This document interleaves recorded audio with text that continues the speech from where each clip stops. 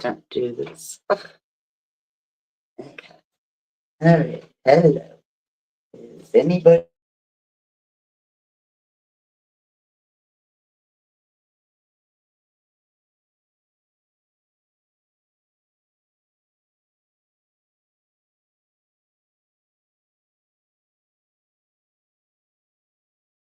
Uh, all right.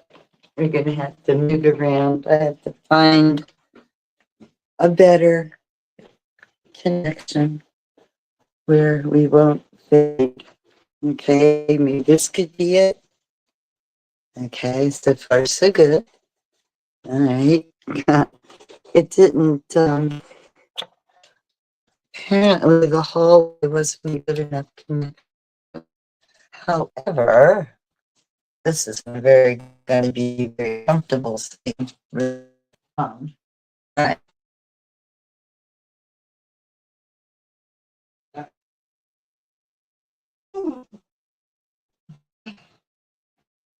Okay.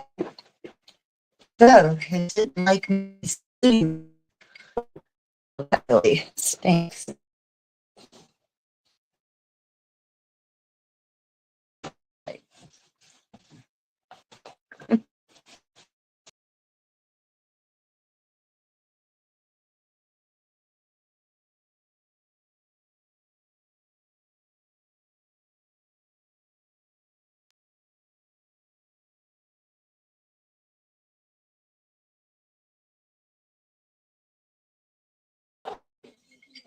No, this is not good. It's got to stop. I keep losing my signal.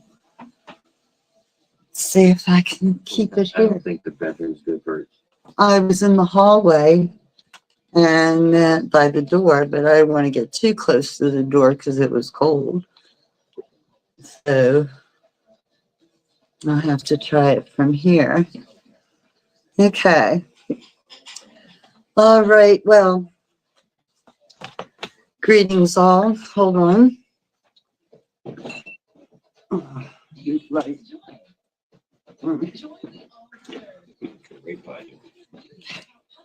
Okay. Let there be light.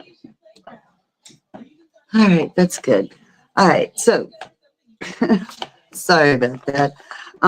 Look, here's the deal. Hey lady here. Sharon Schultz. Let me give you my spiel, okay? So I am doing a mystery hour tonight. The Secret of the Old Clock, Nancy Drew. Problem is, I'm on vacation and I am in Ocean City. And I think that um, it wouldn't matter where I am at the moment, anywhere on the East Coast. We're getting ready to get a major storm, massive snowstorm coming this way, and it's been messing with my signal. That's the only thing I can figure. So I started off in the hallway. And then I went to the bedroom and now I'm in the kitchen. So far, so good. We haven't been timing out. So I'm going to go with it and hope for the best. If you lose me, hang on. I'll be back. It's just signal issues. So at any rate, hang on one second. Turn that down. Thank you. Okay, so we are finishing up The Secret of the Old Clock. Nancy Drew mystery stories have been around for years. As a matter of fact, this is the first in the series. It's snowing where you are, Judy. Oh my goodness. Cold and snowing. We're getting it. It's coming this way. We're supposed to get 4 to 8 inches. We'll see. Oh my gosh. And I'm not home either. Like I said, I'm at a timeshare. I'm on vacation and we're getting a snowstorm. Okay, back to the book. Secret of the Old Clock by Carolyn Keene. She wrote so many. I know there's got to be probably 40 some, give or take, books that she's written. Easy. This is the anniversary of this book as it happens this year. or I guess it was last year, 24. Anyway, the book, this particular one, was written in 1930. So that was like 80 years ago. It's interesting. You can see differences in explanations and terminology and references to culture as well. Okay, so we have 4 remaining chapters. We started this about a month ago, and we were doing 3 to 4 chapters a night. So this will conclude this book with tonight's 4 chapters. So without further ado, the frustrating wait. At first, Nancy was too frightened to think logically. She beat upon the door with her fists, but the heavy oak panels would not give way. Help, help, she screamed. At last, exhausted by her efforts to force the door open, she sank down onto the floor. The house was silent as a tomb. Bad as her predicament was, Nancy felt thankful that enough air seeped into the closet to permit normal breathing. Although she had little hope that there was anyone within miles of the cottage, Nancy got to her feet, raised her voice, and again shouted for help. Her cries echoed through the empty house and seemed to mock her. Oh, why didn't I have enough sense to tell Helen where I was going? She berated herself miserably. The girls at camp will never dream that I came here. She tugged at the rod with all her might. When it did not budge, she swung herself back and forth on it.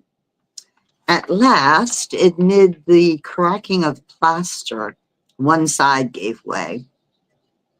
Another hard jerk brought the rod down. But to Nancy's bitter disappointment, she found that unfortunately the rod was too long to use as a ram in the cramped space. But after further examination, she discovered that it had pointed ends. I might use this rod as a wedge in the crack, she thought. The young sleuth inserted one end in the space between the hinges and the door and threw all her weight against the rod. At first, the door did not move in the slightest. That old Greek scientist, Archimedes, didn't know what he was talking about when he said the world could be moved with a lever. Nancy murmured, I'd like to see him move this door. As she applied steady pressure to the rod a second time, she saw that the hinges were beginning to give. Encouraged, Nancy again pushed full force on the lever. It's coming, she cried. Once more, she threw her weight against the rod. A hinge tore from the casing and the door sagged. It was now easy to insert the wedge, and Nancy joyfully realized that success would soon be hers. With renewed strength, she continued her efforts. Then, just as another hinge gave way, she was startled to hear footsteps. Someone came running into the study, and a heavy body hurled itself against the door of the closet. For a moment, Nancy was stunned. Could this be one of the thieves who heard the noise she had made and returned to make sure she didn't escape? She discarded the theory quickly. Surely the 3 men would want to get far away as possible. But who was this newcomer? One of the Taupins?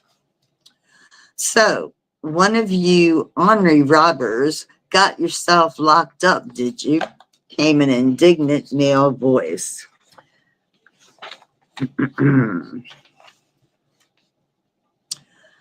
That'll teach you to try putting one over on old Jeff Tucker. You won't be doing any more pilfering. I got you surrounded. The caretaker, Nancy, heaved a sigh of fervent relief. Let me out, she pleaded. I'm not one of the thieves. If you let me out of here, I'll explain everything. There was silence for a moment. Then the voice on the other side said dubiously, Say, you aiming to throw me off imitating a lady's voice? Well, it won't do you any good, no sir. Old Jeff Tucker's not getting fooled again. Nancy decided to convince the man beyond doubt. She gave a long, loud, feminine scream. All right, ma'am, I believe you. No man could make that racket. This way out, lady. Expectantly, Nancy waited, but the door did not open. Then, to her dismay, she heard, If that's not the limit, the key's gone and I've left my ring of extra keys somewhere else. It's not in my pockets. Nancy groaned. Oh, Mr. Tucker, you must find it. Have you looked in every one of your pockets? Please hurry and get me out. Hold on, ma'am, the caretaker said soothingly. I'll just check again. Nancy was beginning to think she would still have to break the door down when she heard Jeff Tucker exclaim, Found it. You were right, ma'am. Key was in my back pocket all the time. Please open the door. Nancy broke in desperately. A key turned in the lock and the bolt clicked. Joyfully, Nancy pushed the door open and stepped out. For a moment, the bright sunlight in the room almost blinded her.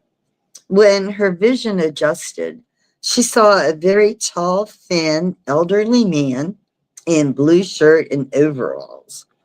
He stared at her with concern and amazement. Mr. Tucker, she explained quickly, I'm Nancy Drew. I was here looking for you when those awful thieves came and locked me in the closet. She paused and gazed at the caretaker. I'm glad to see you're all right. Their leader told me they'd locked you up too. She then asked the elderly man to tell her his story. Jeff Tucker seemed embarrassed as he began to speak.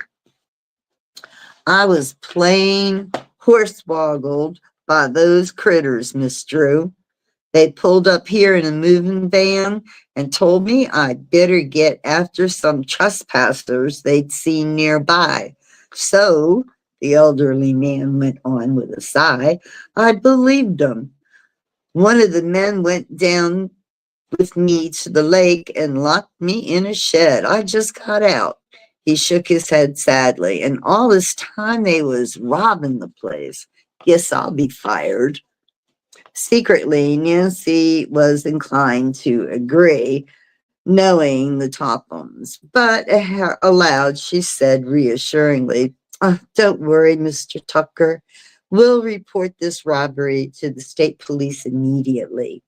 Perhaps the troopers can catch the thieves before they get rid of the stolen furniture. The caretaker looked somewhat relieved. Oh, Judy, you're welcome. Sorry, I keep interrupting myself. Okay. And the caretaker looked somewhat relieved. And I can give a good description of those crooks. I'd never forget their ugly faces. Fine, said Nancy. A sudden thought struck her, though. Oh, before we go, Mr. Tucker, tell me, was there an old clock in this house? A tall, square-faced mantel clock? Jeff Tucker's bright blue eyes squinted. Mantel clock? Why, sure enough. He pointed to the mantel over the living room fireplace. Sat right up there. Got so used to seeing it, I couldn't remember for a minute. Don't know how come they took that too. Never thought it was worth much. The Tophams never bothered winding the thing. Nancy's pulse quickened. Knowing that the clock had been stolen, she was more eager than ever to have the thieves apprehended. She urged Jeff Tucker to hurry out to her car. "Where's the nearest state police headquarters?" she asked him as they climbed into the convertible. "There's none till you get to Melbourne, Miss Drew." "We'll hurry." Nancy headed as fast as possible for the highway. Would she succeed in heading off the thieves and recovering the old Crowley clock so she could learn its secrets? A tense chase. "Which way is Melbourne?" Nancy asked the caretaker when they reached the highway. "Down there," he pointed. "Well, that's the direction the thieves took," Nancy told him, noting the dust and tire marks which revealed the van's exit onto the highway. "But," she added, glancing at the dashboard clock, "they're probably too far away by this time for us to catch them." "Yes, dang it," Jeff muttered. Nancy drove as rapidly as the law permitted towards Melbourne. All the while, Jeff Tucker peered from one side of the road to the other.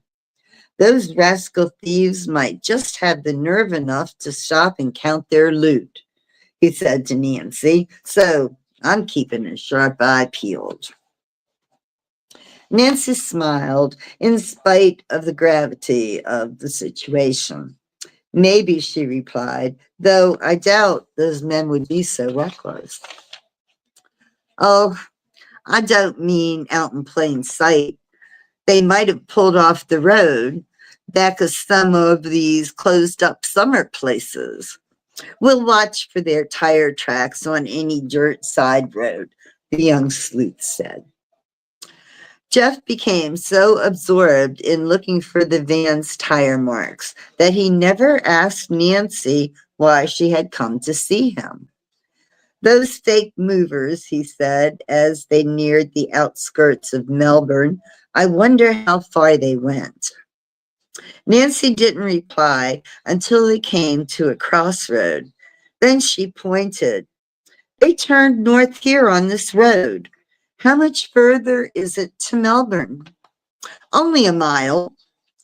As they came into the little town, Nancy asked her companion which way to police headquarters. "Go straight down Central Avenue to Maple Street. Turn left, and there it is." Reaching headquarters, Nancy parked the car and hopped out. Jeff Tucker followed as she walked briskly into the office. "I want to report a robbery," she told the desk sergeant after identifying herself. For a moment, the officer, taken aback, looked at astonishment at Nancy. "You've been robbed?" he asked. "In our town?" "No, no," Nancy cried out. Then she gave a quick but complete resume of what had taken place at the Topham's cottage. Jeff Tucker added his account. The police officer needed no further urging. Immediately, he summoned 4 men and issued orders. "Now," he said, turning to Nancy, "have you any idea which road the thieves took?" "Yes, officer. When we passed the road crossing a mile outside of town, I saw their truck tracks on the dirt road leading north. I'd be glad to show you." "Good, lead the way, but first I'll send out a general alarm."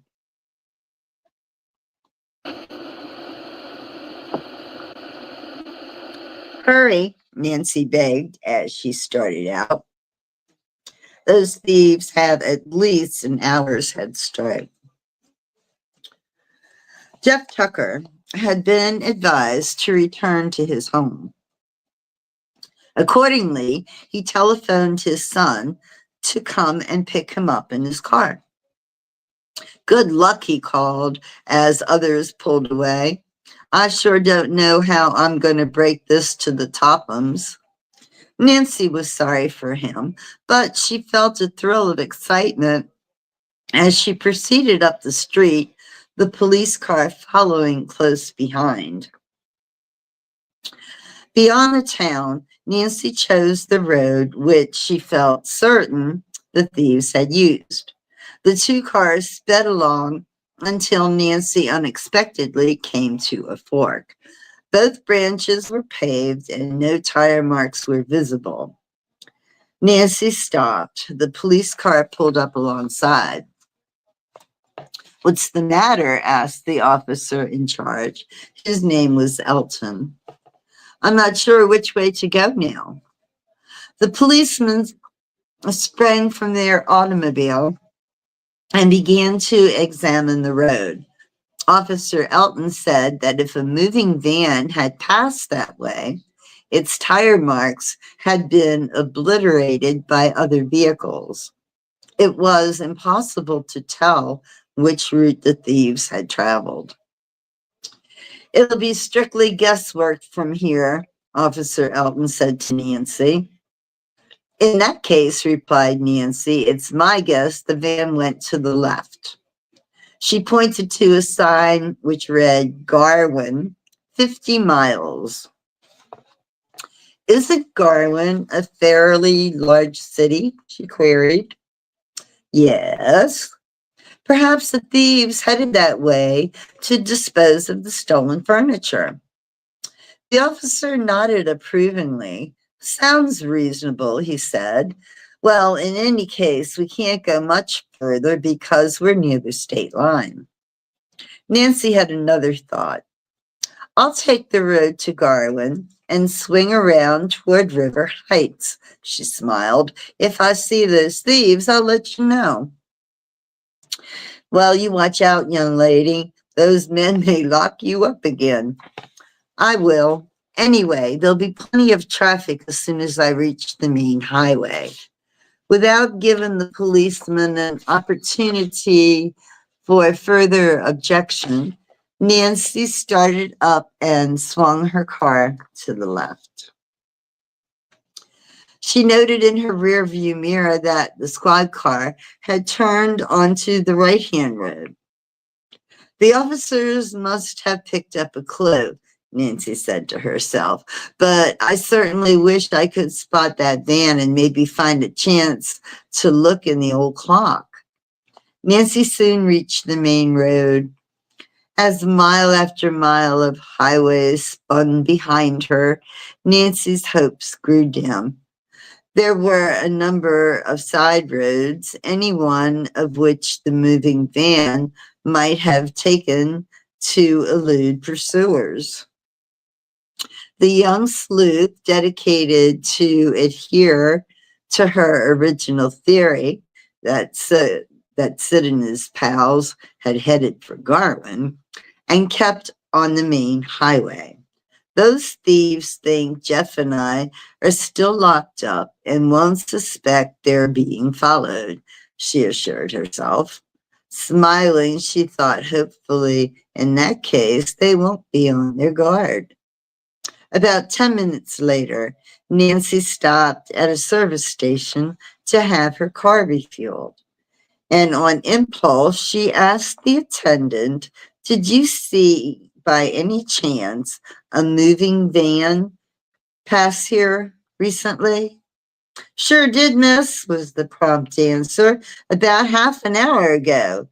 I noticed it because the driver was going at a terrific speed for a van." Heartened, Nancy thanked him and resumed her pursuit. She went past the turn for River Heights. "If only I can overtake the truck and somehow examine the Crawley clock before I have to report to the police," she thought. Again, time elapsed, and Nancy still saw no sign of a moving van on the highway. It was growing dusk, and she decided that she would have to admit defeat. "I never caught up to them," she sighed in disappointment, and turning into the opposite lane, headed back for River Heights and the road. Just then, Nancy realized that a little beyond the service station where she had stopped, she had noticed a rather run-down old man. It was a slim hope, she knew, but the thieves might have put their van behind it while having a real meal here.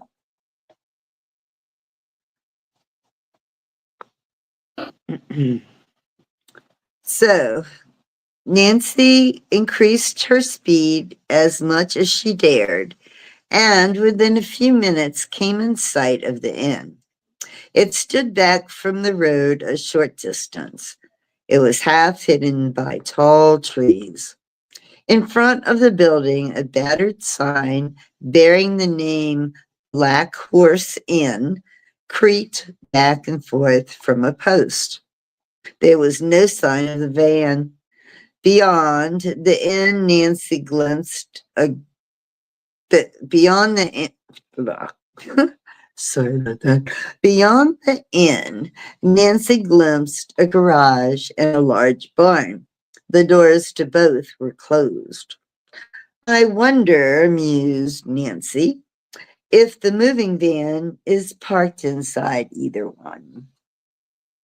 At the far side of the inn was a small woods with a narrow road leading into it. For safety's sake, Nancy thought it best to park her car on this little used road.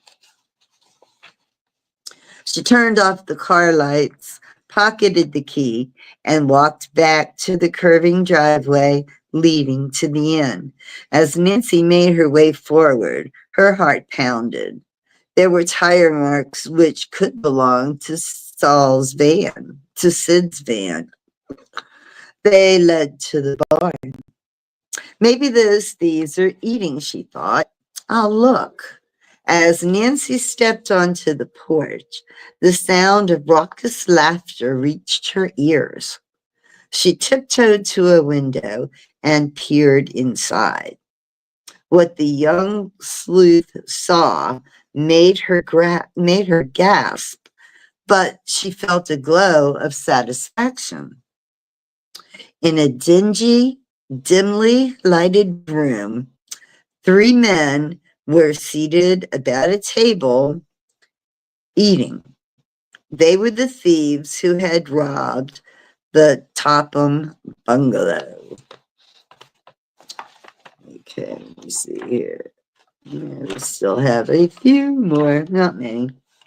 Okay, next chapter. Chapter 15, I believe. Nancy's risky undertaking.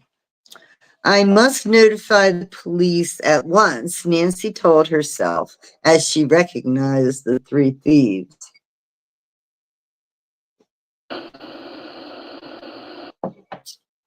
Hang on, what? I'm up into.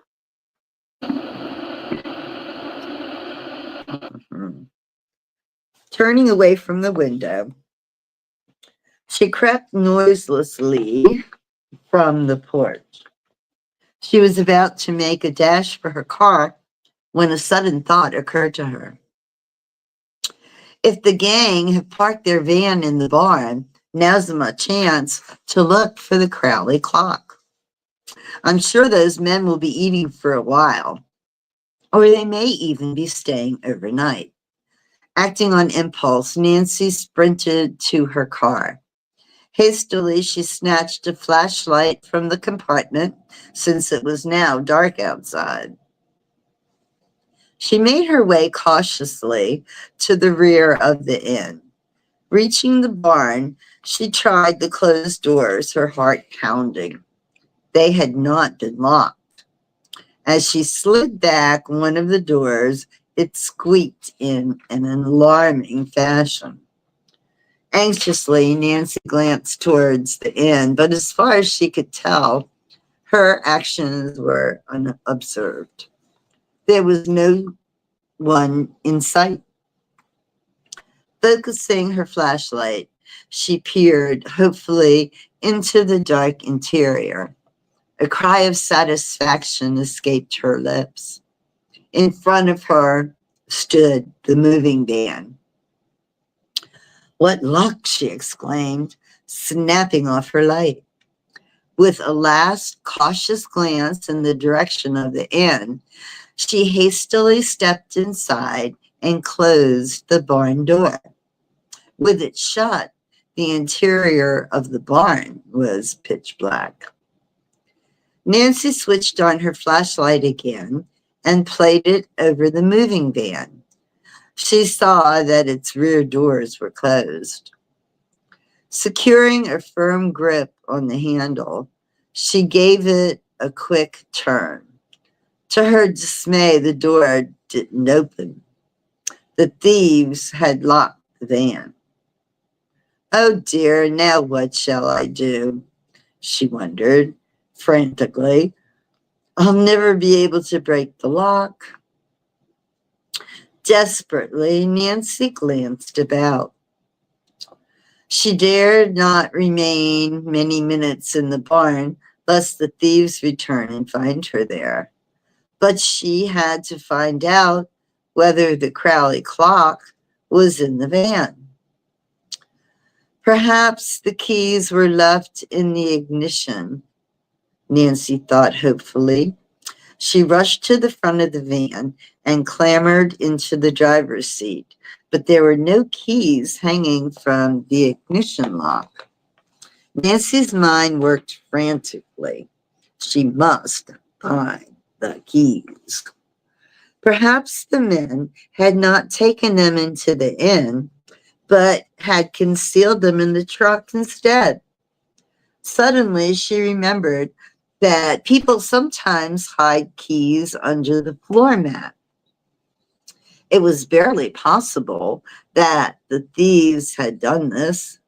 Hastily, she pulled up a corner of the mat.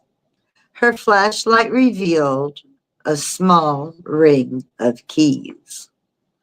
Luck was with me this time, she murmured, and quickly snatched up the ring.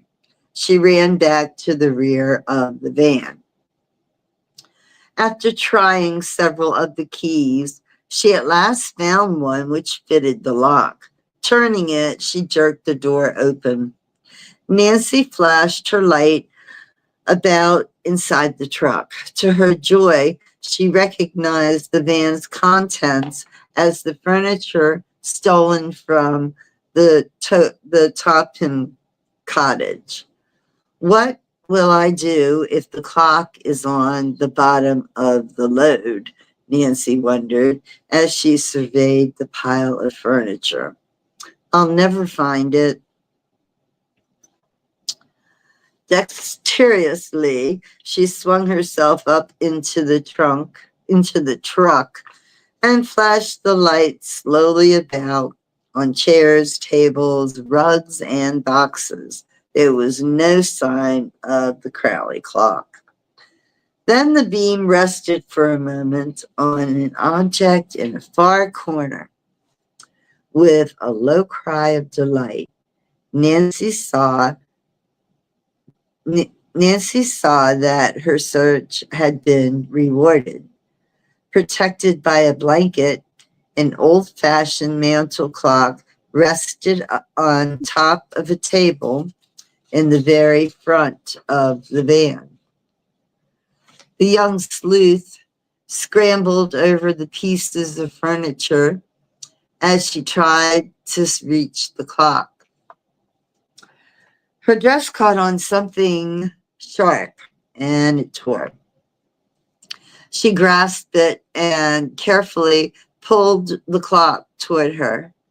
One glance at the timepiece assured her that it fitted the description Abby Rowan had given her. It had a square face and the top was ornamented with a crescent. The Crowley clock at last, Nancy gasped, almost unbelievably. But as she stood,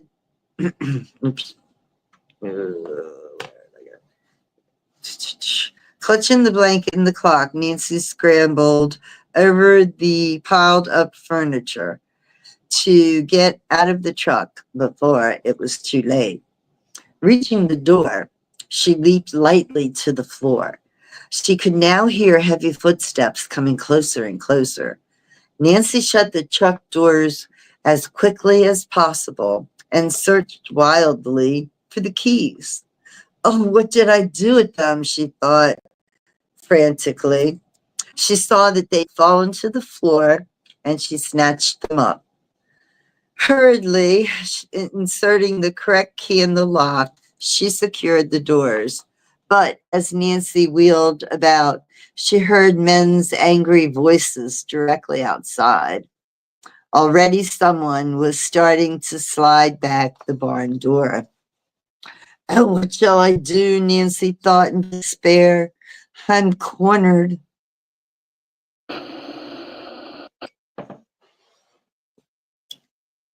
She realized instantly that she could not hope to run to the front of the car and place the keys under the mat where she found them. I'll just put them on the floor, she decided quickly. Maybe the men will think they dropped them. Then, glancing frantically about for a hiding place, Nancy saw an empty grain bin. Running to it, still holding the clock, she climbed inside and dropped the blanket over her head just as one of the barn doors slid open. One of them was speaking loudly. Nancy recognized the voice instantly. It belonged to Sid, the ringleader of the thieves. You had enough to eat, he growled. We're going to get out of here before we have the cops down on our heads. He climbed into the cab and turned on the headlights. Nancy held her breath. Would her hiding place be discovered? But the men apparently did not even look toward the bin. In a moment, Sid cried out, "What did you do with those keys? Thought you put them under the floor mat." I did. Well, they ain't here. Honest, boss, then come and find them and don't be all night about it either. All right, get out of the way and give me a chance. As Jake went to the truck and began a careful search for the keys, Nancy listened fearfully from her hiding place. So, if you've lost, the leader did not finish the threat. For at least that moment, the third man announced, "Here they are on the floor. You must have thought you'd put them in your pocket, Jake, and dropped them instead." "I didn't," the other man roared. "Cut out the yakking. We ain't got no time for a fight unless we want to land behind bars. And if we do, it'll be your fault, Sir Sachs. You left that girl to starve." "Shut up," the leader snarled. After a few more angry words, the three thieves climbed into the front seat, and in a moment, the engine started. In relief, Nancy heard the men go. The moment they were a safe distance from the barn, she climbed out of the bin. Nancy watched long enough to make curtains that the van had taken on the road to Garland. Moving right along.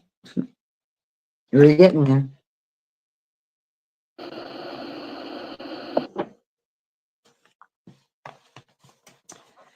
As Nancy darted among the trees, she cast an anxious glance over her shoulder. But to her intense relief, she saw that she was not being followed. There seemed to be no one in the vicinity of the Black Horse Inn. "I had a narrow escape that time," the young sleuth told herself as she ran. I hate to think what might have happened if I had been discovered. She clenched the mantel clock once more tightly in her arms. But it was worth the risk I took. I found the clock and maybe the secret of Josiah Crawley's will.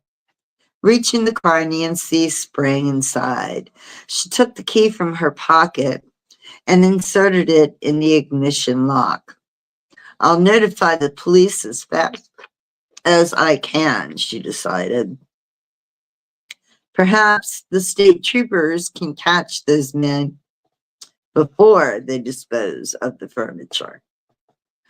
Then, just as Nancy was about to start the motor, her glance fell upon the Crawley clock which she had placed on the seat beside her. Did it contain old Josiah's mysterious notebook as she suspected? I must find out. She got her flashlight. Since the clock was too unwieldy to open inside the car, Nancy stepped out and laid it on the ground. She unfastened the glass door and ran her hand around the walls. There was nothing inside. She tried the lock. She tried the back. Only the mechanism of the timepiece was there. Gone, Nancy grinned. Oh dear, has my luck ran out? Could it be, she wondered, that the Tompkins had discovered the notebook only to destroy it? Nancy discarded this thought as quickly as it came to her, for she recalled the conversations she had and the conversations she had overheard between Ada and Isabel. No, the Tophams were as ignorant as herself concerning the location of a later will. It was more likely that Abby Rowan had been confused in her story.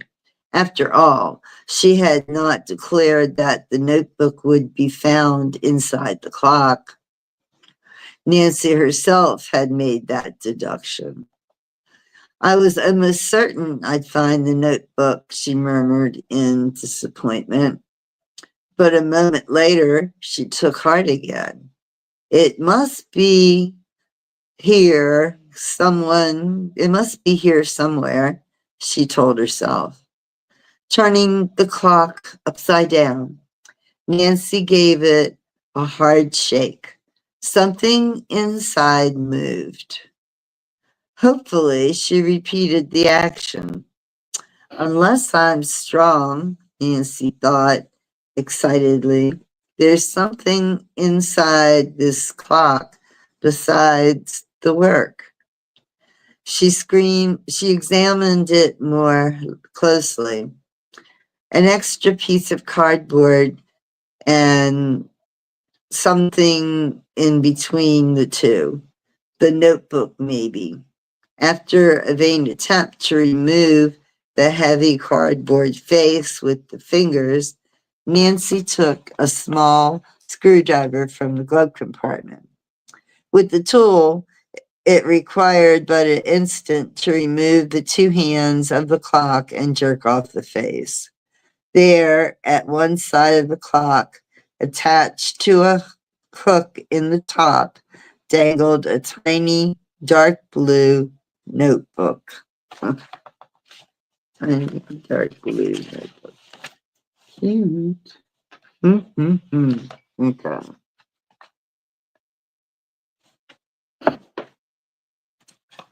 Okay, just bear with me.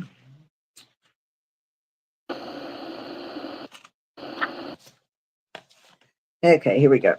The capture. Eagerly, Nancy removed the little notebook from the hook. By holding the book directly under the beam of her flashlight, she could make out the words on the cover. property of Josiah Crawley. I found it at last, she thought excitedly, quickly turning the first few pages. She saw that they were yellowed with age. The writing was fine and cramped, and the ink had faded. The pages were crowded with business notations, and it was difficult to make out the words. Nancy was thrilled, for she was positive that the notebook would disclose what Josiah Crawley had done with his last will. Yet she realized that she could not hope to read through the book without a considerable loss of precious time. She must not delay another instant in reporting to the police. I'll read the riot act, she wrote. I'll read the notebook later. Then she put the clock together. Hurriedly laying the timepiece back on the car seat. Nancy covered it with her cloak and slid behind the wheel. Starting the engine, she swung the convertible onto the highway. Nancy cast an anxious glance in the direction the thieves had taken and watched for side roads down which the men might turn to avoid the main highway. Perhaps I'd better phone the state police from the first service station or store I come to. Then suddenly she noticed a sign, alternate route to Garwin, main road under repair. Reaching the intersection, she stopped to see if the familiar tire marks of the van indicated it had turned onto this dirt road. It had. Now what shall I do? As Nancy debated, she saw a car coming towards her. Her hopes soared. She could not be mistaken. It was a police prowl car with a red revolving roof light. Instantly, Nancy grabbed her own flashlight and jumped from the car. Standing at the side of the road, she waved her light, and in a few minutes, the police sedan stopped. I'm Nancy Drew, she said hurriedly to the two men inside. Are you looking for the furniture thieves in the van? Yes, we are. You're the girl who reported them? Nancy nodded and pointed down the side road. I think those are their tire tracks. The men at the Black Horse Inn left also. Can you identify them? Oh, yes. Then please follow us. I'll radio for a car to approach the thieves' van from the other end of the road. The police car sped down the bad road to Garwin, with Nancy following closely behind. They rode for several miles. Oh dear, thought Nancy, I must have been wrong. We should have been overtaken the van by now. Another 10 minutes passed. Then, unexpectedly, she caught a glimpse of a red tail light on the road far ahead. It must be the van, Nancy said to herself. The light doesn't appear to be moving fast enough for an automobile. Evidently, the police were of the same opinion, for at that moment their car slowed down. Nancy figured they would not stop the van until they saw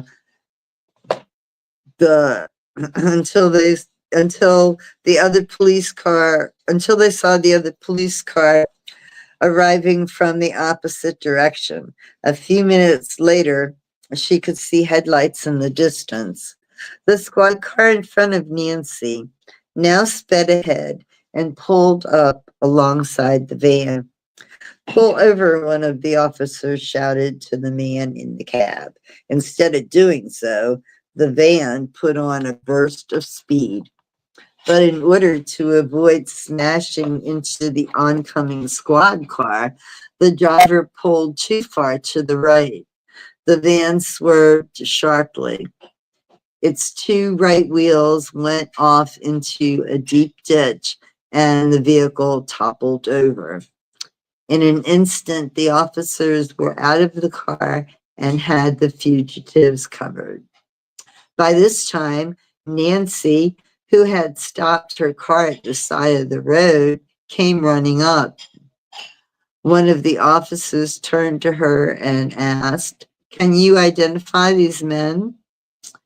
As a light was flashed upon each of the thieves in turn, Nancy nodded. "This one is Sid, who locked me in the closet," she declared, pointing to the leader. "The others are Jake and Parky." The prisoners stared in complete disbelief. They were astounded to see Nancy Drew standing there.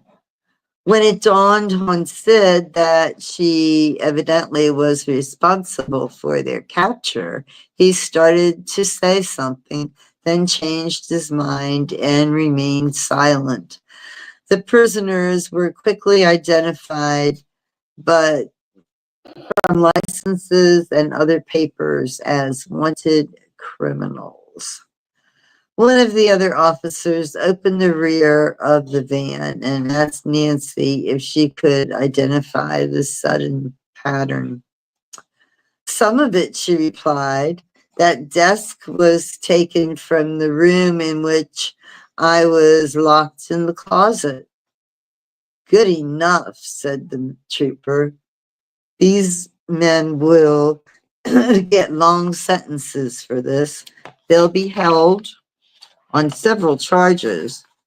Are you willing to go with us and prefer charges against them?"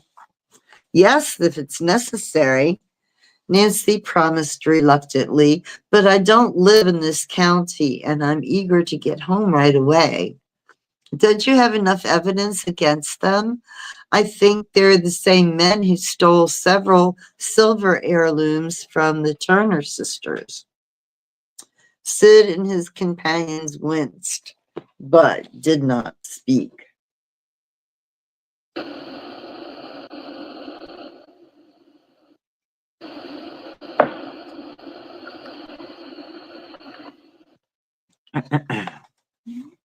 Okay. All right. Not many girls would have used their wits the way you did, the officer observed. "Unless I'm mistaken, these fellows are old hands. There's no doubt the men who have been stealing various things from around Moon Lake for a number of seasons, that it's them. The residents will be mighty grateful for what you've done. And that Mrs. Topin you spoke of, she ought to give you a liberal reward for saving her household goods." Nancy shook her head. "I don't want a reward. I really don't." "Just the same, you've earned one," insisted the officer, who said his name was Callan. "If you'd like, I'll tell my chief the whole story, and he'll take the matter up with Mrs. Topham." "You don't know her," Nancy remarked, "and I do. She'd never offer a reward. Even if she did, I wouldn't accept it." After a slight pause, she added, "In fact, I prefer that my name not be mentioned to her at all." Officer Cowan shook his head in disbelief.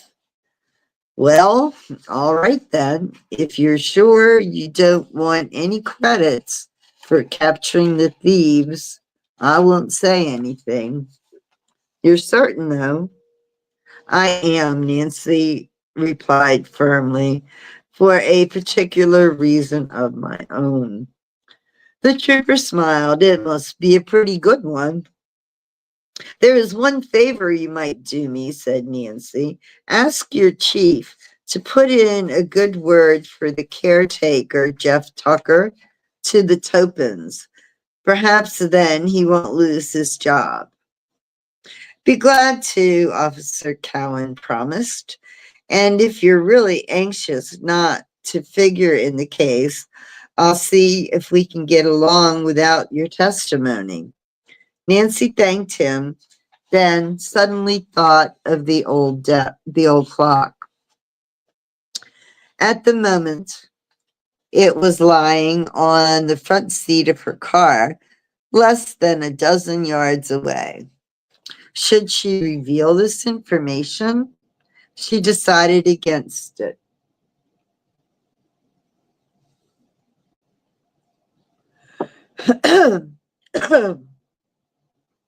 I'll wait until a more opportune time, Nancy concluded.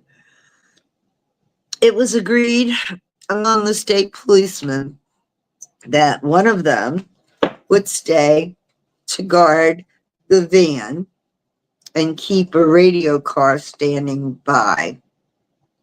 The other 3 troopers would take the captive thieves to headquarters. The 3 prisoners, their faces sullen, were crowded into the car. One of the troopers took the wheel, while the other one beside him kept the handcuffed trio closely covered. Officer Cohen, a strapping husky man, turned to Nancy. I'll ride with you, he said. You're going past headquarters on the main road? I'm on my way to River Heights, she responded. Then the station is on your route. You can drop me off if you will. Why, of course, Nancy stammered. I'd be glad to. At once she had thought of the Crowley clock. What if Officer Cowan should not accept her explanation as to why she'd helped herself to the heirloom and all its contents? If this happened, her progress in solving the mystery might receive a serious setback. Even as these disturbing ideas raced through her mind, the troopers started toward the blue convertible. Nancy braced herself. I'll just have to fess up, she said to herself, and take the consequences. Strange instructions. For the next few seconds, Nancy's mind worked like lightning as she rehearsed what she would say to Officer Cowan. One idea stood out clearly. The police were concerned in the theft of the furniture, so she would hand over the clock. But they were not involved in locating Mr. Crowley's missing will. For this reason, the young sleuth felt justified in keeping the notebook. She would turn it over to her father and let him decide what disposition should be made of it. After all, she told herself, Dad's handling the Crowley case for the Hoovers and even the Turners and Mrs. Rowan in a way.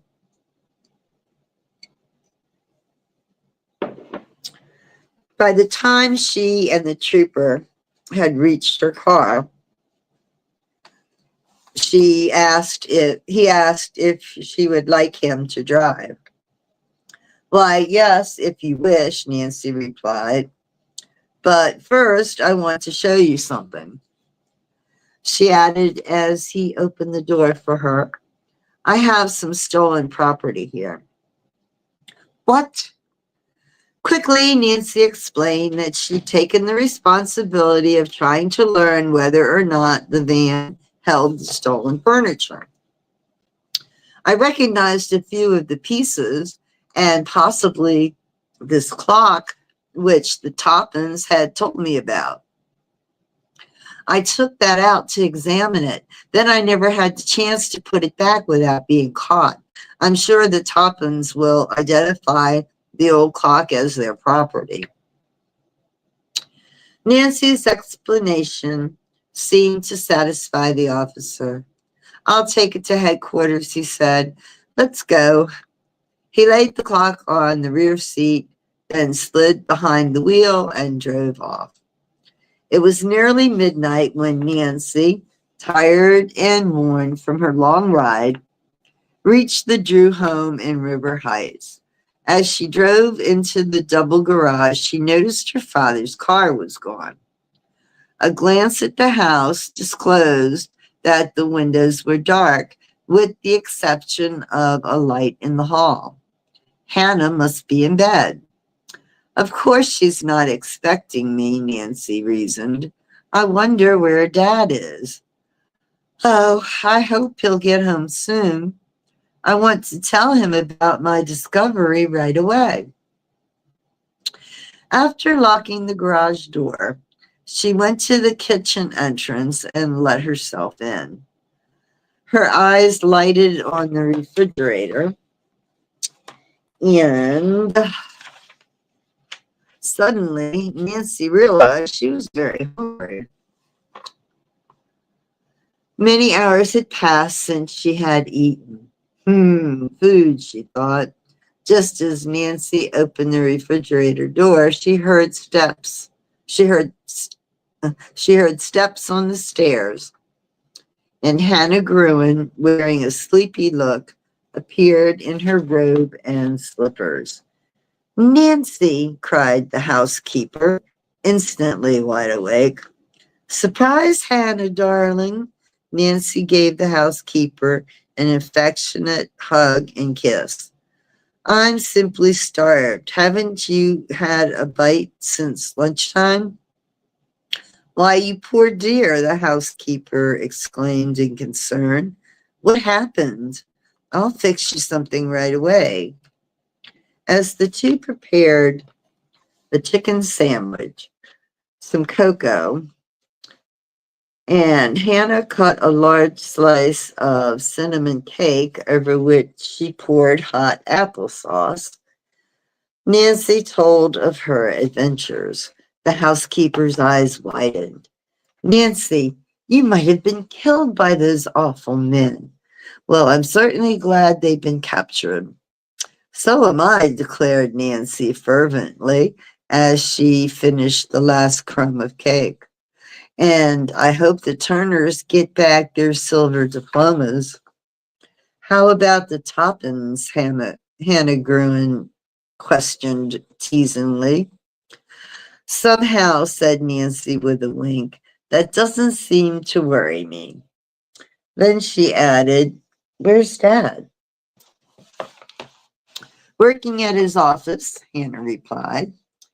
He phoned earlier that something unexpected had come up in connection with one of his cases. Then I'll wait for him, said Nancy. You go back to bed, and thanks a million. The sleepy housekeeper did not demur.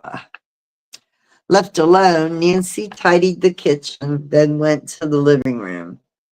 Now to find out what became of Josiah Crawley's last will, she thought excitedly as she curled up in a comfortable chair near a reading lamp.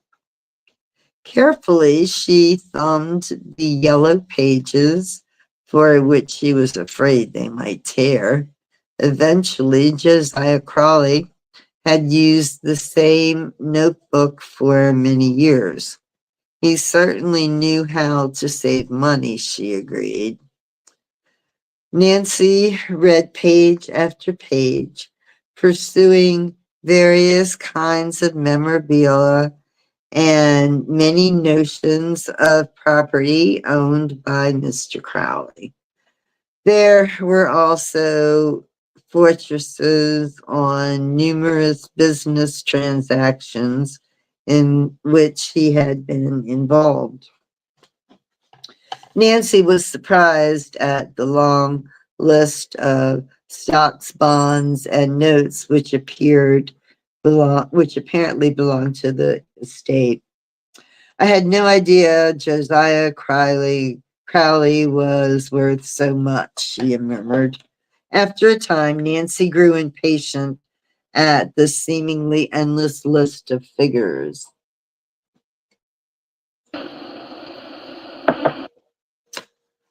She skipped several pages of the little notebook and turned towards the end where Mr. Crawley had listed his possessions.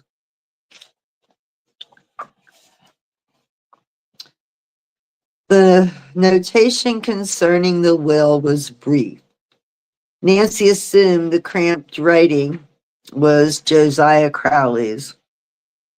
It said, "To whom it may concern, my last will and testament will be found in safe deposit box number 148 in the Merchants Trust Company.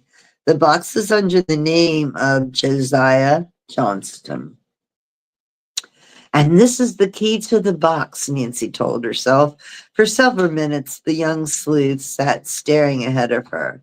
It seemed unbelievable that she'd solved the mystery, but surely there could be no mistake. The date of entry in the notebook was recent, and the ink had not faded as it had on earlier pages. "There is a later will," Nancy exclaimed aloud. "Oh, if only it leaves something to the Turners and the Matthews and Abby Rowan and the Hoover girls. Then Allison could take voice lessons and little Judy would be taken care of." And Nancy hurriedly read on, hoping to learn something definite. But although she carefully examined every page in the book, there was no other mention of the will, nor any clue to its contents. No wonder the document didn't come to light, Nancy mused.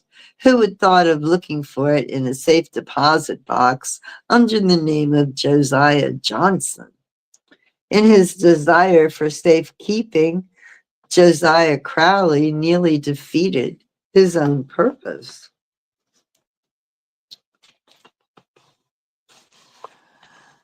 Oops, okay. Okay. Rushing to her thoughts were interrupted as she heard a car turn into the driveway.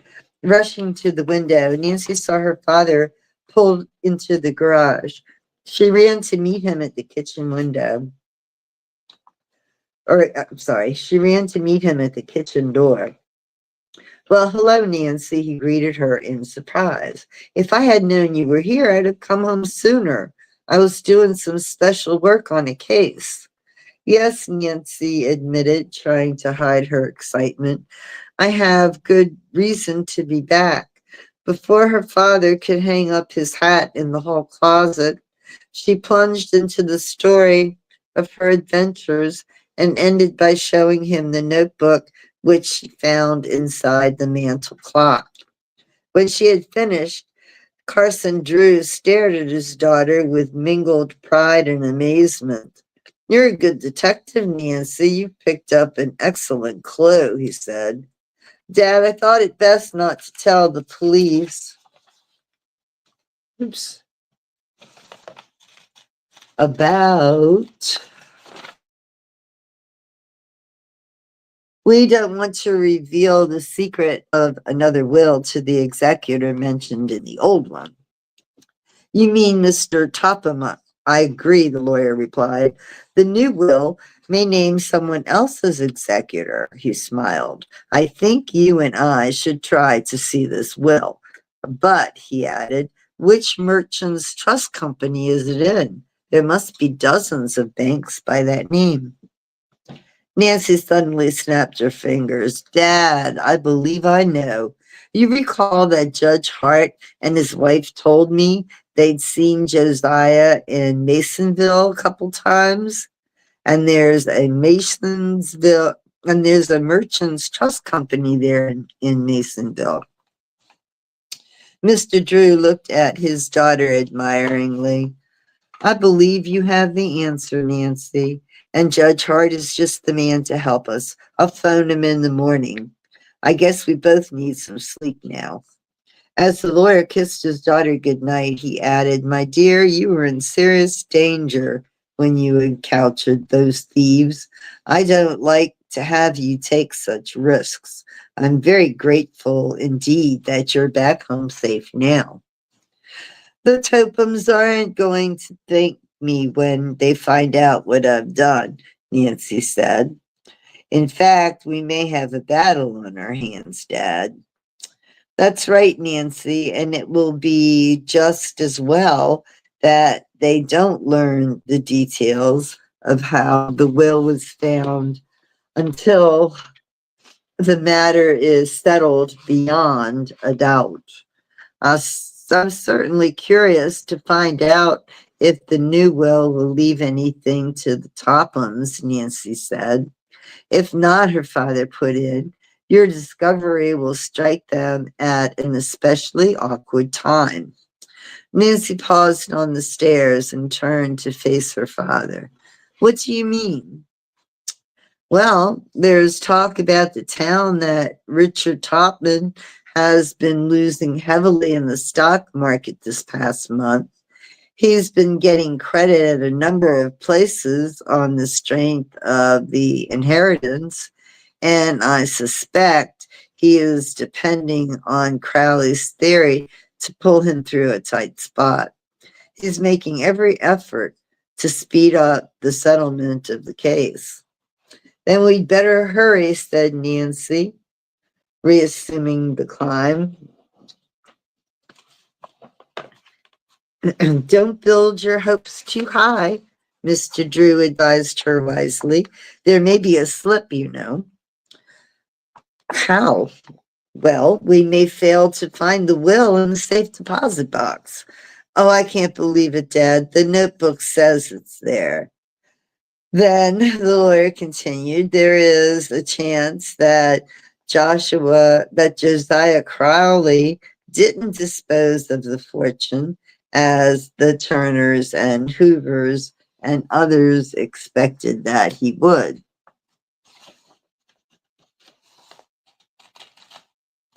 Come on, baby. We're almost finished. Just, looks like one more chapter.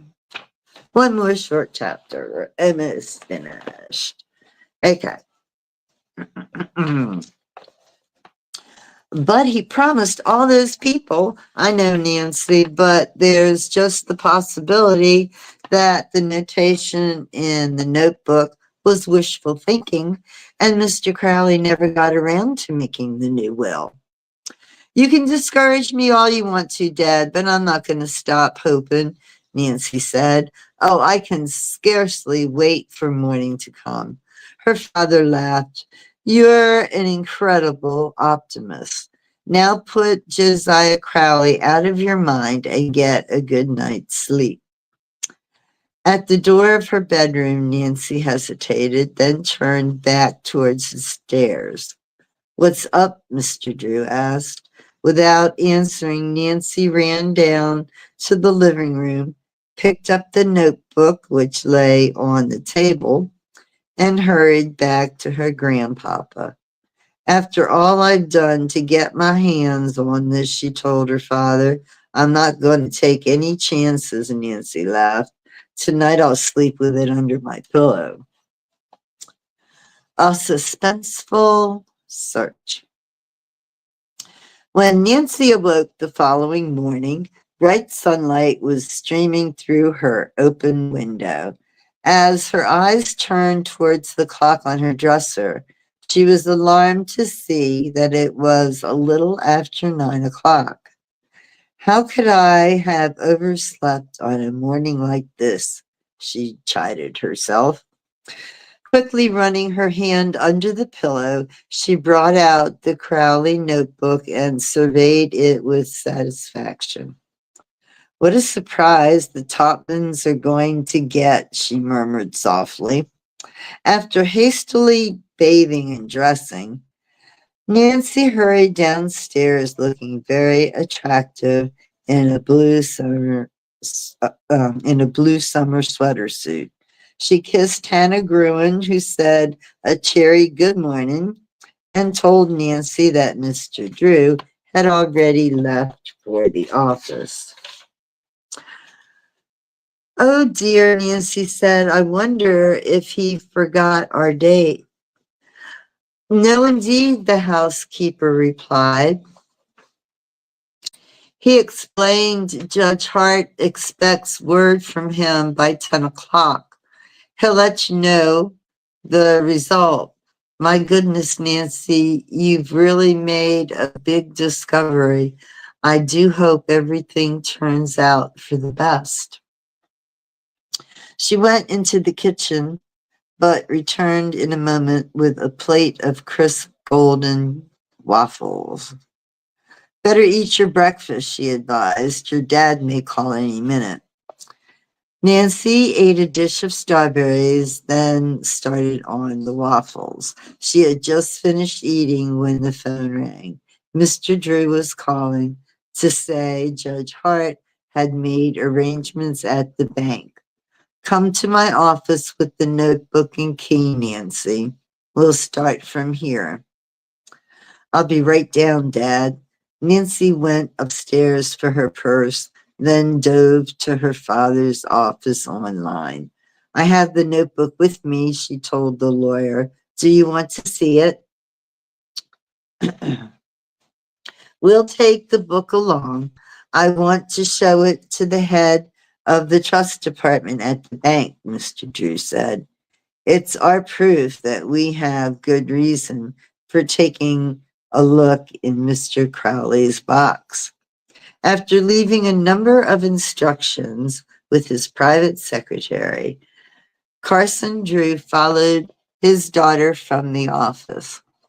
He took his place beside her in the convertible. I'll never get over it if we don't find a newer will, Nancy declared. If you remember one thing, Nancy, Crowley was an old person and did things in an odd way. A will, a will may be there, and again it may not. Perhaps he only left further directions to finding it. I remember one case in Canada years ago. An eccentric Frenchman died and left directions to look in a trunk of old clothes for a will. In the pocket of a coat were found further instructions to look in a closet of the house. There, his family found a note telling them to look in a copper boiler.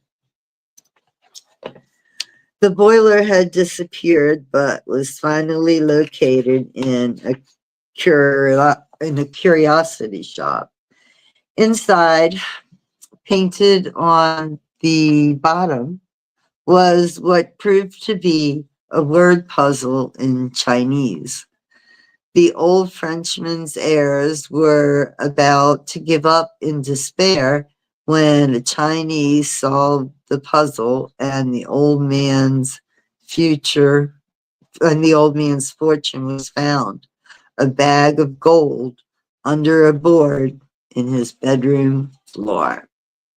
At least they found it, Nancy said. The trip to Masonville was quickly accomplished, and therefore the car was parked in front of the Merchants Trust Company. Father and daughter alighted and entered the bank. Mr. Drew gave his name and asked to see the president. After a few minutes' wait, they were ushered into a private conference room. An elderly man, Mr. Jensen, arose to greet them. The introductions over, Mr. Drew hastened to state his mission. Before he could finish the story, the bank president broke in. Judge Hart has told me this story. I'll call Mr. Warren, our trust officer.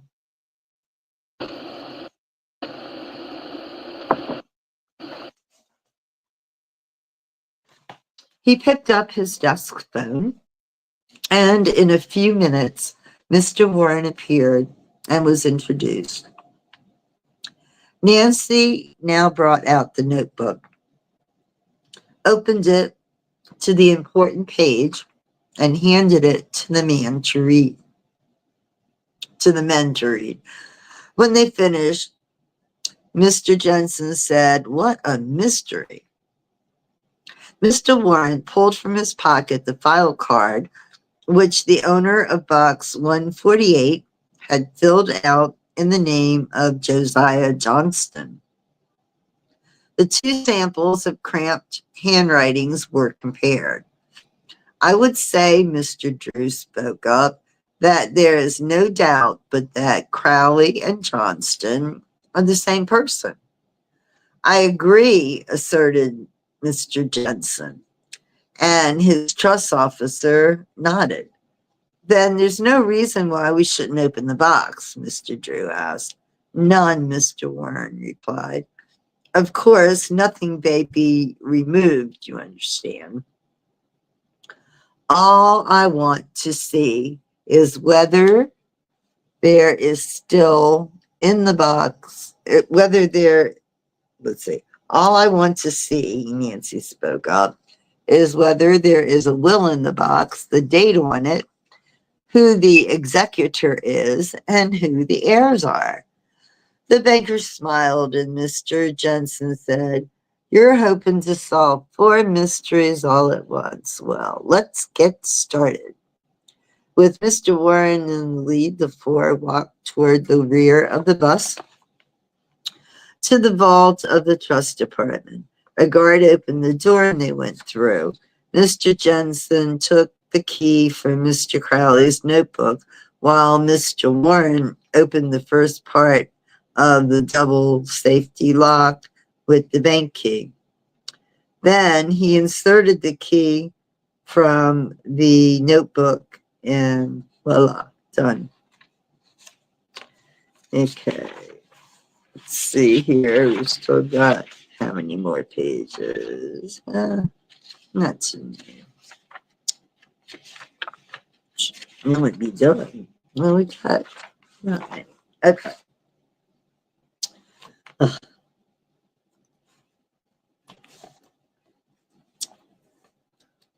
All right. With Mr. Warren in the lead, the 4 walked toward the rear of the bank to the vault of the trust department. A guard opened the door and they went through. Mr. Jensen took the key from Mr. Crowley's notebook while Mr. Warren opened the first part of the double safety lock with the bank key.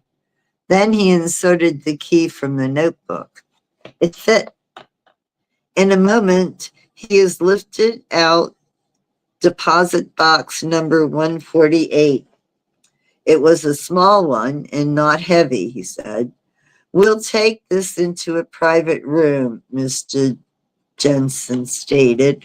He, Nancy, and Mr. Drew followed the trust officer down a corridor of cubbyhole rooms until they reached one not in use. "Now," said Mr. Jensen, when the door was closed behind them, "we shall see how many, if any, of the mysteries are involved." Nancy held her breath as he raised the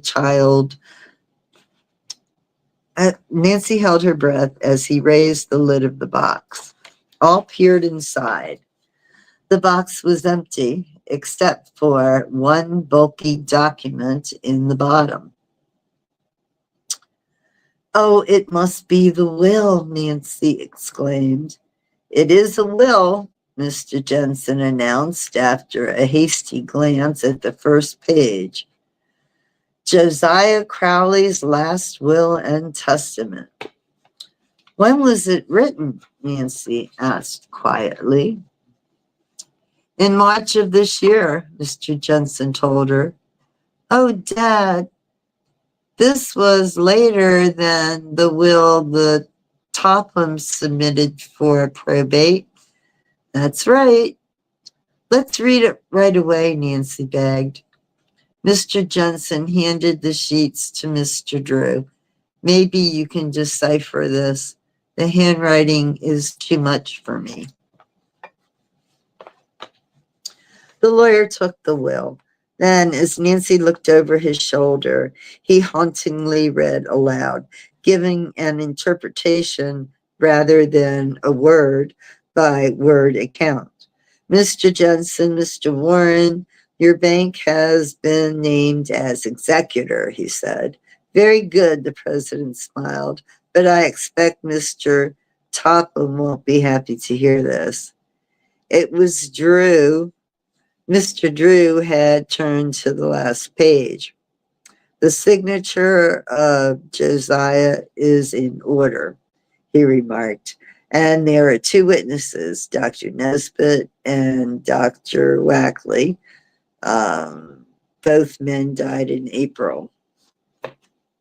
As Nancy tried to decipher the handwriting, she noticed to her delight that the Hoover girls and Abby Rowan were mentioned. At this moment, the president said, Mr. Drew, the bank's regular lawyer, has just left for Europe on an extended vacation. Since you and your daughter have solved the mystery and are so virtually interested in it, would you like to handle this case for us?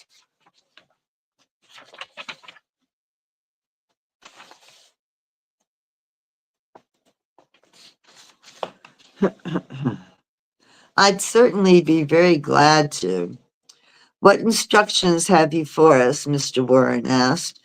Mr. Drew thought a moment, then said, because of the unusual aspects of this case, I believe that, first of all, I'd like to have photostats of the will made so I can study the contents carefully.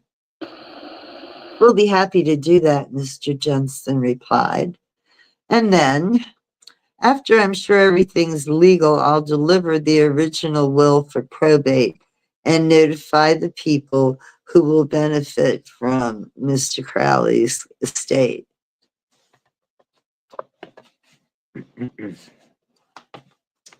Just hang on a second here. Just a second. I think we're almost there.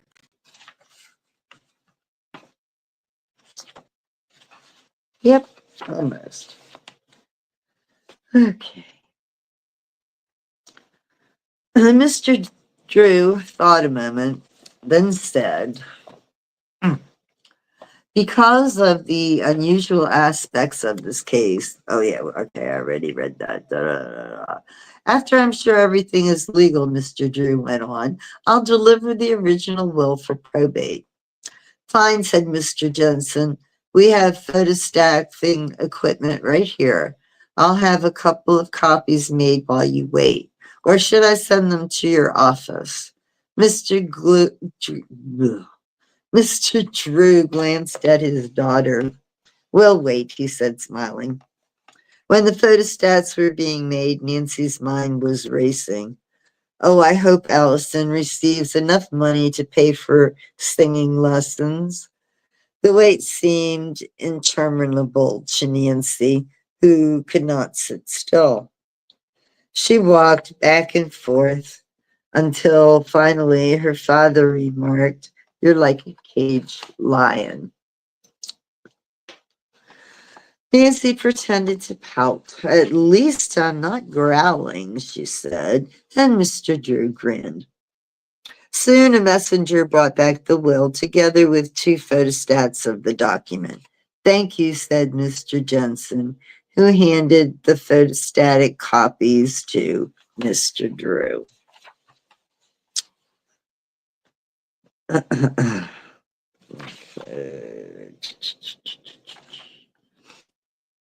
Okay. Nancy smiled as she dashed into her father's office. The 2 Drews stood down to study Josiah Crowley's last will and testament. If this does prove to be legal, said Nancy, it will certainly be a blow to the Tophams. I'm afraid so. Dad, when you call a meeting of all the relatives and read the will aloud. Please, may I be there? Mr. Drew laughed. I'll humor you this time, Nancy. You may be present when the Topans get the surprise of their lives. Dad, it's nearly 2 o'clock now. Mr. Crowley's relatives should be here in a few minutes. I'm so excited. Carson Drew, who stood in the living room of the Drew home with Mr. Warren from the bank, smiled at his daughter as she fluttered about. I believe you're more thrilled than if you were inheriting the fortune yourself, he remarked. I am thrilled, Nancy admitted. I can scarcely wait until the will is read aloud. Won't everyone be surprised? Especially the Topans. Do you think they'll come? Oh, yes, the Topans will be here. Are you certain the will we found can't be broken? Nancy inquired anxiously. Of course, I can't be certain, Nancy, but I have gone over it carefully. And so far as I can tell, it's technically perfect. I also asked a couple of lawyer friends, and they agree too. Josiah Crowley was peculiar in some ways, but he was a very smart man. With the exception of Abby Rowan, who was still confined to bed, all the old gentleman's relatives had promised to be present. It's too bad Mrs. Rowan can't come, said Nancy, but I'll take the news to her this afternoon. The size of the fortune will probably be a great surprise to everyone. Nancy, you did a remarkable piece of detective work. It was fun, she said modestly, and I can hardly wait to have it all cleaned up. We may have some trying minutes with the Topans, Nancy, her father warned. Yes, I suppose so. I expect anybody would be sorry to see a fortune slip away. Dad, I see Grace and Allison coming up the walk now. She greeted them with kisses and escorted the sisters into the living room, where she introduced them to Mr. Warren. As Allison sat down, she whispered to Nancy, is it true a later will has been found? You and Grace have no cause to worry, Nancy assured her with a mysterious smile. I guess everyone is here except the Topans, Mr. Drew commented. We had better wait for them a few minutes, but there was no need to wait, for at that moment the bell rang sharply. Nancy opened the door and the 4 members of the Topham family walked in hauntingly, merely nodding to the others in the room. As Mr. Drew had predicted, they were accompanied by a lawyer. Why have we been called here? They demanded. Have you the audacity to claim that another will has been found? I have a will written only this past March, Mrs. Topan, Carson Drew replied evenly. And I'd like to introduce to all of you Mr. John Warren, trust officer of the Merchants Trust Company of Masonville, which has been named as executor. It's preposterous, Mrs. Topham stormed. Josiah Crowley made only one will, and in that will he left everything to us with my husband as executor. It looks like a conspiracy to me, Ada added tartly as she gazed coldly upon the relatives and friends who were seated about the room. Isabel didn't speak, but tossed her head contemptuously. Richard Topan likewise did not offer a comment, but was uneasily seated himself beside his own attorney. If you will please be seated, I will read the will, Mr. Drew suggested. Reluctantly, Mrs. Topan sat down. As I have said, Mr. Drew began, a recent will was found in a safe deposit box in the Masonville Bank. The will is unusually long, and with your permission, I will read from a typed copy only the portions which have to do with the disposal of the property. But first, I want to ask what value you put on the estate. 100,000 after taxes, the man replied. Oh, the Turners exclaimed, and Mary said, I had no idea Josiah had that much money. Nor I, Edna agreed. Mr. Drew picked up several typewritten sheets from the table and began to read in a clear voice. I, Josiah Crowley, make this my last will and testament, hereby revoking all former wills by me at any time made. I give and bequeath all my property, real and personal, as follows. To my beloved friends and neighbors, Grace and Allison Hoover, a sum equal to 20% of my estate, share and share alike. I must be dreaming, Grace gasped. You mean I'm going to get $10,000? Allison cried out. She burst into tears. Oh, Nancy, you did this for me. Now I can have my voice lessons. Isabel Topin eyed her disdainfully. It would take more than $10,000 to make a singer out of you, she said maliciously.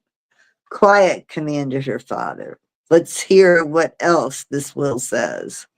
His daughter subdued, but his wife explained spitefully, the will is a fraud. The Hoovers aren't even relatives. It is no fraud, Mr. Drew told her quickly.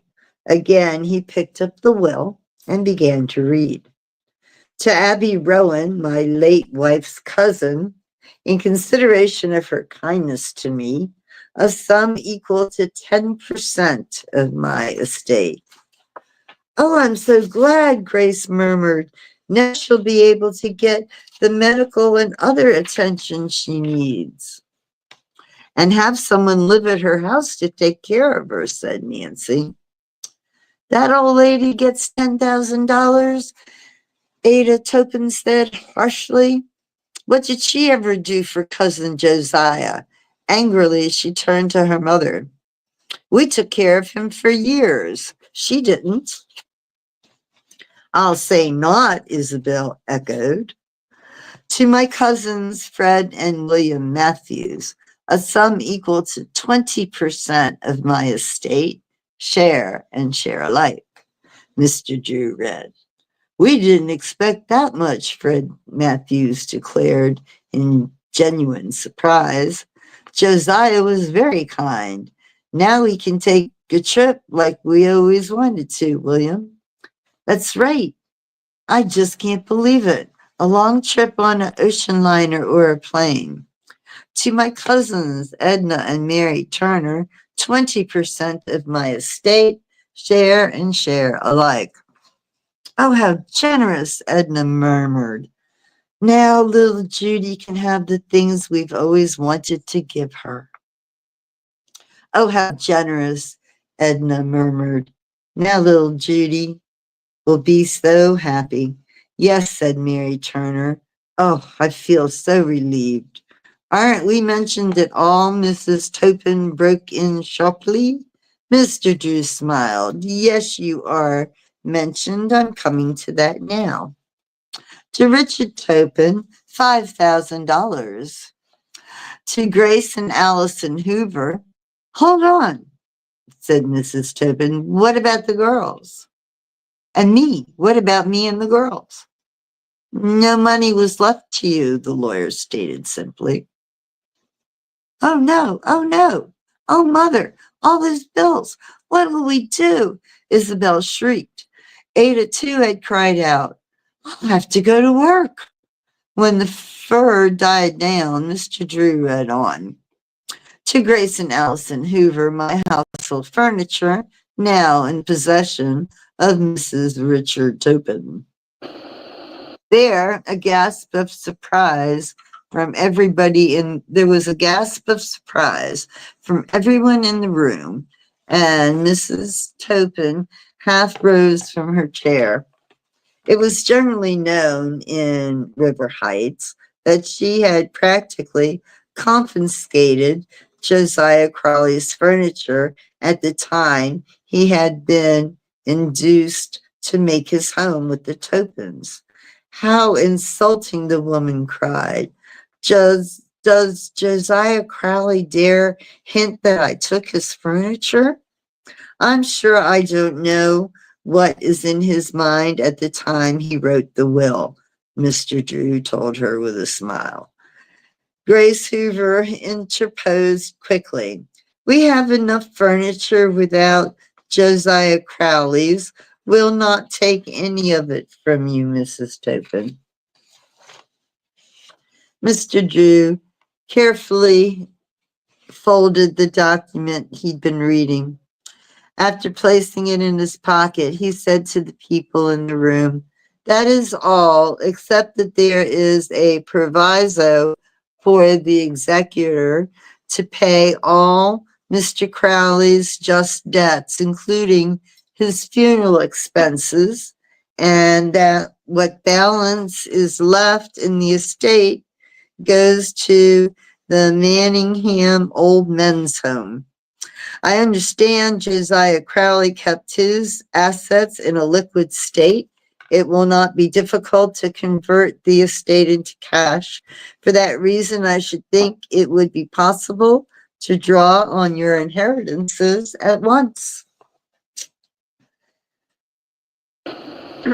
Ada wheeled upon Nancy, her face convulsed with anger. You engineered this whole thing, Nancy Drew, she accused bitterly. Any good I've done, I'm happy about, Nancy answered. We'll break the will, Mrs. Topin announced firmly. A happy finale. Of course, you may take the matter into court if you like, Mr. Drew responded to Mrs. Topin's threat. But I warn you, it will be a waste of your time and money. If you don't wish to accept any judgment, ask your own lawyer. Mr. Drew was right, the other lawyer said. Oh, he is he? Mrs. Topin resorted. If that's all you know about law, you're discharged. We'll get another lawyer and we'll fight to the last ditch. With that, she rose and stalked from the room. Isabel and Anna followed, after bestowing a withering glance upon Nancy.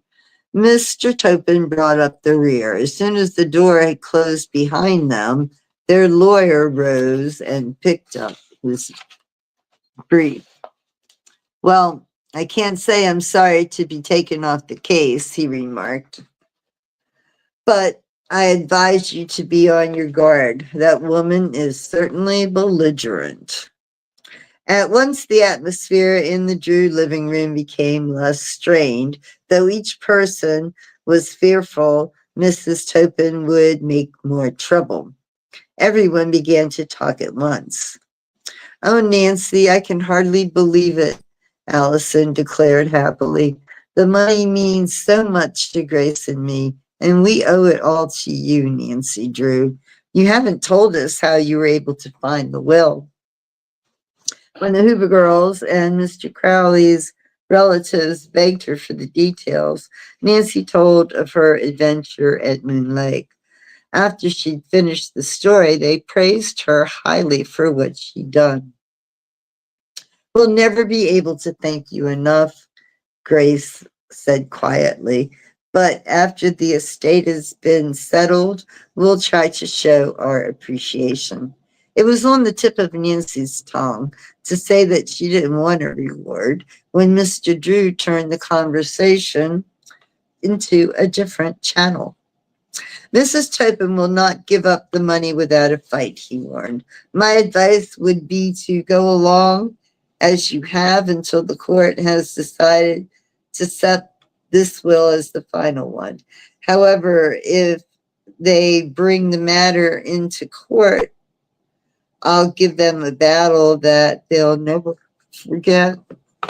After thanking Mr. Drew and Nancy for everything they had done, the relatives and friends departed. Allison and Grace were the last to leave. On the porch, Allison paused to hug Nancy and say, "Please let us know what develops. I'm so eager to start taking voice lessons." Nancy wanted to get off at once to see Abby Rowan and tell her the good news, but upon second thought, she decided to wait. Suppose the Toppins succeeded in upsettling the whole case. For a week, Nancy waited impatiently to hear the results of the battle over the will. As she and her father had anticipated, Mrs. Topin was fighting bitterly for the Crowley estate. She had put forth the chain that the will Nancy had unearthed was a forged document. This suspense is just awful, Nancy told her. When are we going to get final word? I can't answer that, Nancy, but apparently they think it's going to be soon. I suppose you've heard about the family? Why, no, what about them? They're practically bankrupt. Richard Topin has been losing steadily on the stock market. After his failure to recover the Crowley's fortune, the banks reduced his credit.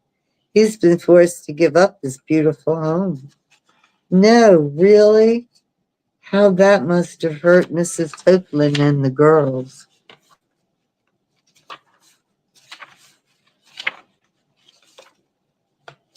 Yes, it is undoubtedly a bitter pill to swallow.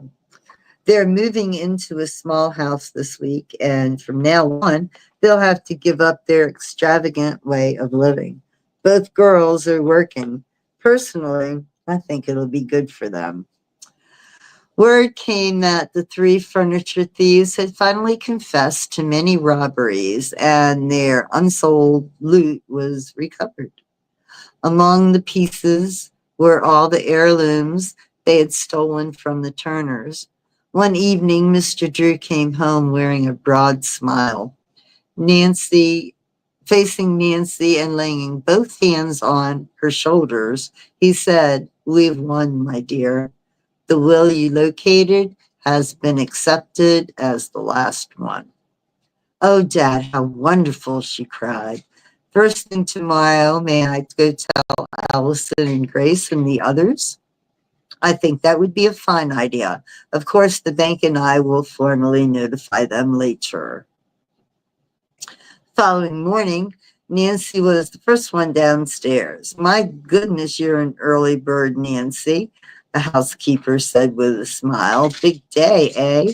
"Very big," Nancy replied. As soon as the family had eaten, Hannah said, "Never mind helping me today. You run along and make those people happy as soon as possible." "Oh, thank you, Hannah. I'll leave right away." Nancy dressed in a simple green linen sports dress with a matching sweater, kissed her little family goodbye, and drove off. The first stop was at the Matthew Brothers. They greeted her affably. They waited for Nancy to speak. "I have good news. Mrs. Topin lost her case. The will Dad and I found has been accepted for probate. You will receive the inheritance that Mr. Crowley left you." "Praise be, and we never would have received it if it hadn't been for you." To cover her embarrassment at their praise, Nancy reached into a pocket and pulled out a handful of travel folders and airline tickets. "I thought you might like to look at these, but now I must hurry off and tell the other heirs." As she drove away, the two men smiled, waved, then immediately began to look at the folders. "I hope they have a grand trip," Nancy thought. Half an hour later, she pulled into the driveway of the Turner home. Before the car stopped, Judy came rushing from the front door. As Nancy stepped out, the little girl threw herself into the young sleuth's arms. Nancy, guess what? My aunties found an old doll that belonged to my mommy, and they gave it to me. Come and see her. She's pretty as can be. Judy pulled Nancy by the hand up the stairs and into the house. There she is, the child said proudly, pointing to a blonde, curly-haired doll curly-haired doll seated in a tiny rocking chair.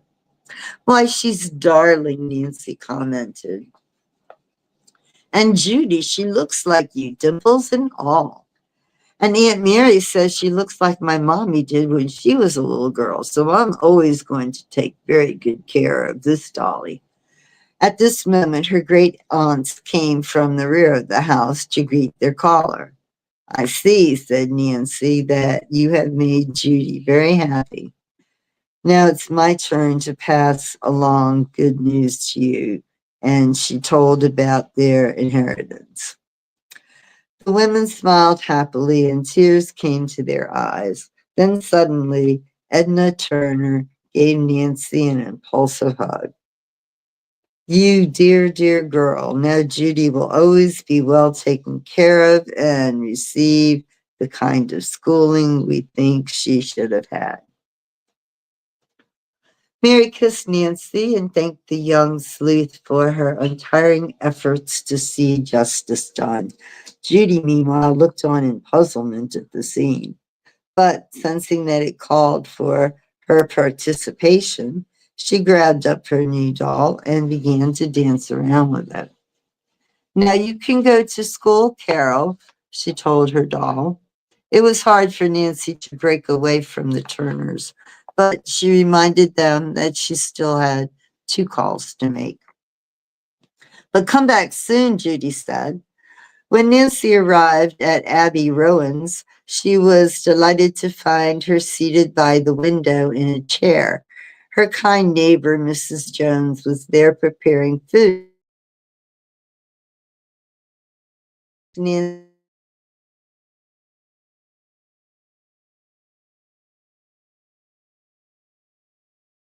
homemade beef broth ending.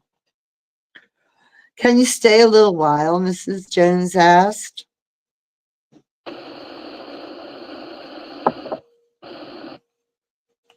I ought to run home for a half hour.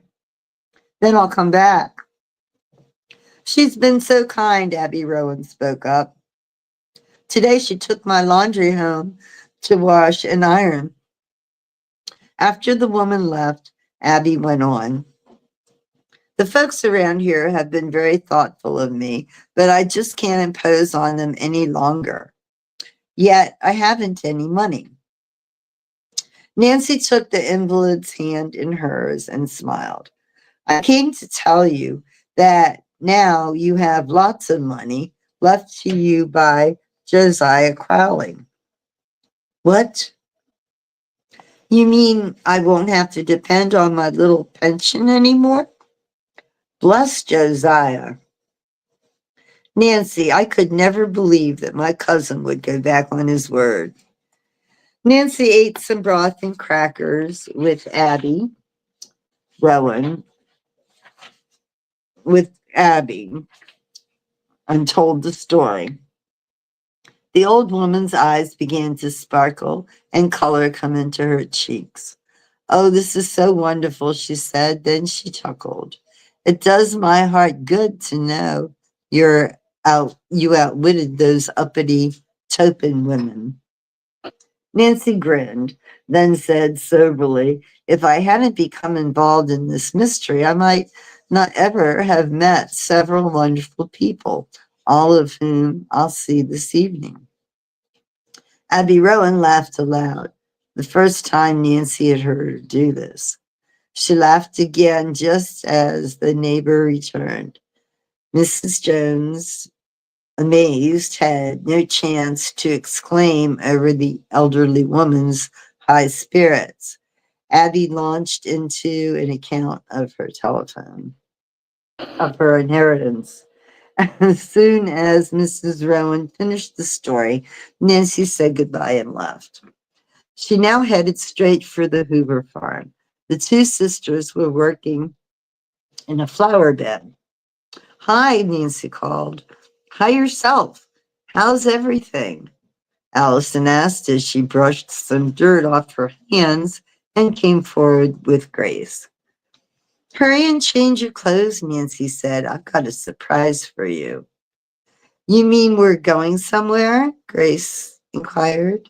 That's right, to Senor Malacagni's, so Allison can sign up for lessons. Oh, Nancy, you mean? Yes, the inheritance is yours.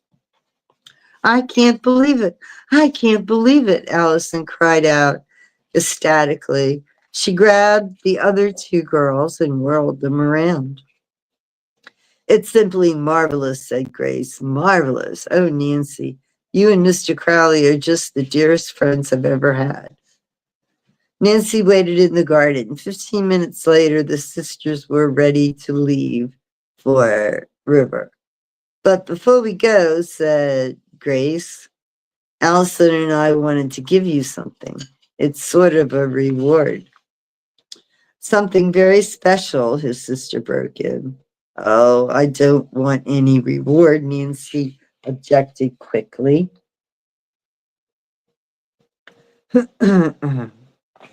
Well, please take this one, Allison spoke up. She led the way to the living room mantel. There stood the Crowley clock. We received it this morning from the Topins, Grace exclaimed. Allison nodded. We think you earned this heirloom, Nancy, and somehow Grace and I feel Mr. Crowley would want you to have it. Why, thank you, Nan. Why, thank you, said Nancy. She was thrilled and gazed meditatively at the old clock. Though quiet, it was not handsome, she thought, but for her, it certainly held a special significance. She was too modest to explain to Allison and Grace why she would prize the heirloom, and besides, her feeling was actually something she could not put into words. Actually, she had become absorbed to she had become attached to the clock because of its association with her recent adventure. This is the first movie I've solved alone, she thought. I wonder if I'll ever have another one half so thrilling. As Nancy stood looking wistfully at the old clock, she little dreamed that in the near future she would be involved in the hidden staircase mystery, a far more baffling case than the one she had just solved. But somehow, as Nancy gazed at the timepiece, she sensed that exciting days were soon to come. Nancy ceased hydra dreaming. No, Nancy ceased daydreaming as the clock was handed to her and looked at the Hoover girls. I'll always prize this clock as a trophy of my first venture as a detective, she said with a broad smile. Ta-da! All right. Good story, right? Good book. Well done. All right. Well, I hope you enjoyed. If you missed some of it, you can go back to previous recordings, back to the first beginning chapters. So anyway, we're supposed to get a really heavy snowstorm tonight. So if you're home, stay there if you can. Stay safe, stay warm, and Happy New Year. See you soon.